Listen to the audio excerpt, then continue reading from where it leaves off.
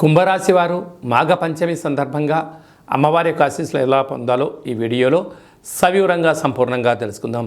కుంభరాశిలో ఏ నక్షత్రాలు వస్తాయిగా ధనిష్ఠా నక్షత్రంలోని 3వ పాదం 4వ పాదం, శతభిష నక్షత్రంలోని 4 పాదాలు, పూర్వాభాద్ర నక్షత్రంలోని 1, 2, 3 పాదములు కలిపితే కుంభరాశి. చాలామందికి పుట్టినటువంటి కాల సమయంలో డేటా ఆఫ్ బర్త్లు లేనటువంటి కారణం వలన పేరు యొక్క మొదటి అక్షరాన్ని అనుసరిస్తూ ఆ రాశిని తెలుసుకునే ప్రయత్నం అవుతుంది. అవి ఏ అక్షరాలు ఒకసారి పరిశీలన చేద్దాం. గు, గే, గో, సా, సి, సు, సే, సో, ద అక్షరాల వారందరూ కూడా కుంభరాశి జాతకులే. కుంభరాశి యొక్క అధిపతి శనైశ్వర స్వామివారు. వీరికి మధ్యమ ఏళ్లనాటి శని సంచార స్థితి జరుగుతున్న విషయం తెలిసినటువంటిదే. కనుక అమ్మవారికి తెలుపు రంగుతో కూడుకున్నటువంటి పాలతో పాయసం, చక్కెర పొంగలి, తెల్ల నువ్వులతో కూడుకున్నటువంటి పదార్థాలను, సున్నుండలని ఏర్పాటు చేయడము, తెలుపు గాజులు, తెలుపు పుష్పాలతో అర్చన చేయడం వలన శని యొక్క తీవ్రత తగ్గి జ్ఞానం కలిగి విద్యలో, ఉద్యోగంలో, వ్యాపారంలో తిరుగులేని రారాజులు వీళ్ళు అవుతారని చెప్పి గమనించాలి. వీరికి రాశిలోని శని సంచార స్థితి ఉండడం వలన వృత్తులలో, ఉద్యోగాల్లో, వ్యాపారంలో స్వల్పమైనటువంటి ఆటంకాలు ఉండినను వాటిని తగ్గించుకునే ప్రయత్నం చేయాలి. ఆవేశానికి ఇది సరైన సమయం కాదు.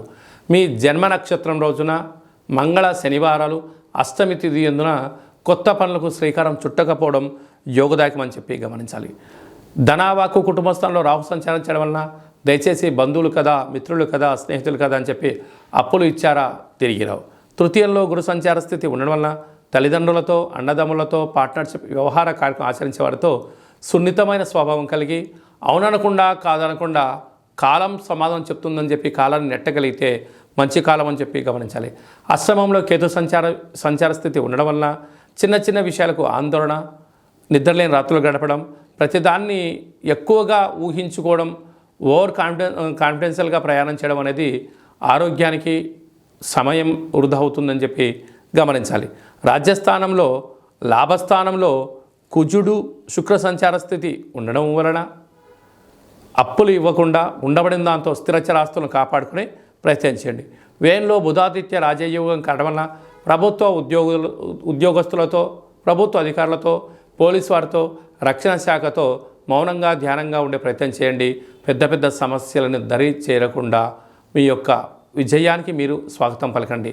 స్వయం వృత్తులు, సేవారంగాలు, సాఫ్ట్వేర్లు, యూట్యూబ్, వాట్సాప్, ఫేస్బుక్లు నడిపేటువంటి వాళ్ళు, స్వయం వృత్తులు, గృహ భవన నిర్మాణ కార్యక్రమం చేసేవారు, వ్యవసాయ సోదరి మండలకు మంచి కాలమే అని చెప్పి గమనించాలి.